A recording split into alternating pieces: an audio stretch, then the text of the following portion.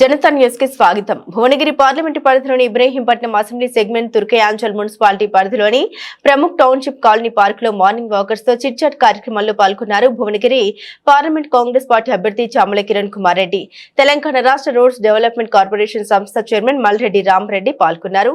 తుర్కయాంచల్ municipality పరిధిలోని Pramukh township, అభ్యుదయ Nagar colony, Anjanadri Nagar colony, Srinivasa Rangpur colony, Lakshmi Nagar township, KSR Nagar colony మరియు సూర్యనగర్ కాలనీలకు చెందిన అధ్యక్ష కార్యదర్శులు వారి కాలనీలో ఉన్నటువంటి సమస్యల గురించి మాట్లాడారు. ఈ కార్యక్రమంలో డీసీసీ అధ్యక్షులు కొత్త కురువపు సోమయ్య, మున్సిపల్ చైర్మన్ మల్రెడ్డి మాధవి, రామరెడ్డి, కౌన్సిలర్లు మర్రి మాధవి, మహేందర్ రెడ్డి, ఉదయ్, శ్రీ గోపాల్ రెడ్డి, హరిత, యాదగిరి కాలనీ అధ్యక్ష కార్యదర్శులు తదితరులు పాల్గొన్నారు.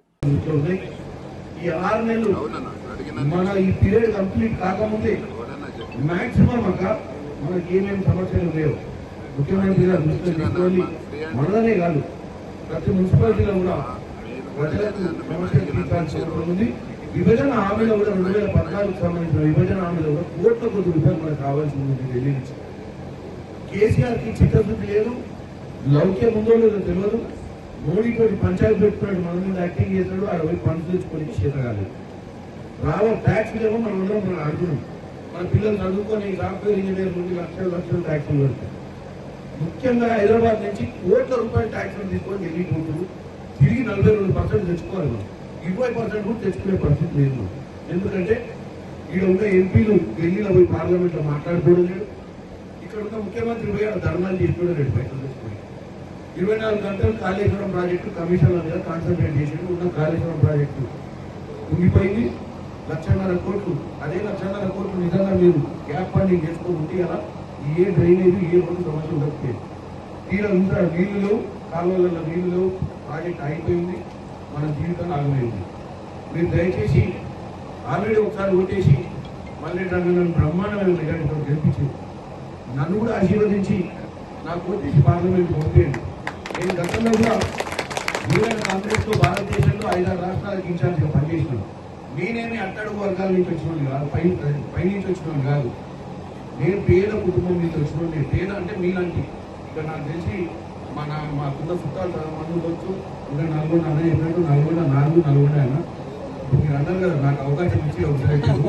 ఎందుకంటే నేను కార్యకర్తలు యువజన కాంగ్రెస్ ఎన్ఎస్ఐ నుంచి మామూలు కార్యకర్తకి కాంగ్రెస్ పార్టీ టికెట్ ఇచ్చింది. గతంలో కూడా కోమటిరెడ్డి వెంకటరెడ్డి గారు కూడా నల్గొండనే. నాది శాలీ గౌరవం సుందరపూర్తి నియోజకవర్గం. ఇవాళ నేను ఈ స్టేజ్ మీద కూర్చోవడానికి కారణం నాకు బీఫామ్ రావడం, కాంగ్రెస్ పార్టీ నన్ను గుర్తించడమే. పార్టీ అందరినీ గుర్తిస్తుంది. మనమందరం అన్నతమ్ములు లెక్క డెవలప్ చేసుకోవాల్సిన అవసరం ఉంది. దాంతో పాటు మీ మీద బాధ్యత ఏంటంటే నన్ను గెలిపించుకోవాల్సిన బాధ్యత ఈరోజు మీ మీద ఉంది. నా బాధ్యత ఏంటంటే మీ సమస్యను పరిష్కరించాల్సిన బాధ్యత నా మీద ఉంది.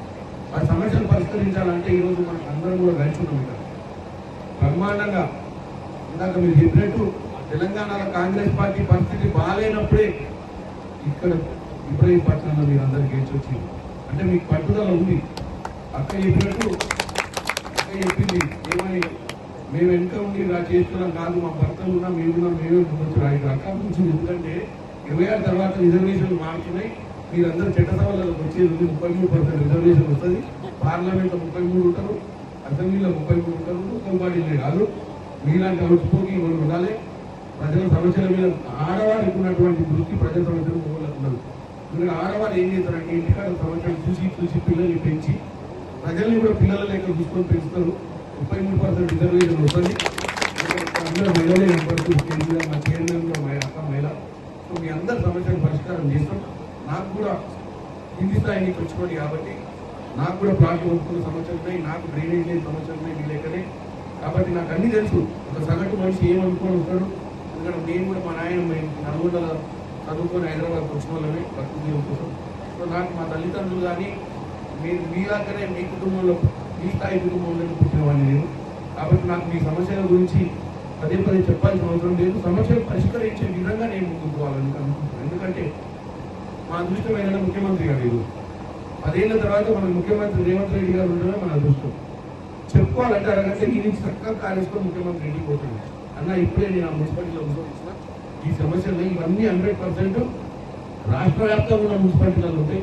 ఎస్పెషల్లీ హైదరాబాద్ చుట్టుపక్కల రింగ్ రోడ్ చుట్టుపక్కల ప్రాంతాలలో సమస్యలు ప్రతి దగ్గర ఉంటాయి. ఎందుకంటే ఇన్ఫ్రాస్ట్రక్చర్ అనేది గతంలో లేకుండా ఇప్పుడు మనం అందరం షిఫ్ట్ అయిపోయి పాపులేషన్ పెరిగిపోయింది. దాంతోపాటు డ్రైనేజ్ ఇవన్నీ కూడా పాపులేషన్తో పాటు అవి కూడా పెంచితేనే ఈ డ్రైనేజ్ కానీ స్ట్రీమ్ లైన్ అయిపోయి అన్నట్టు ట్రంక్ లైన్ ఎన్ని అయితేనే స్ట్రెచ్ అవుతుంది.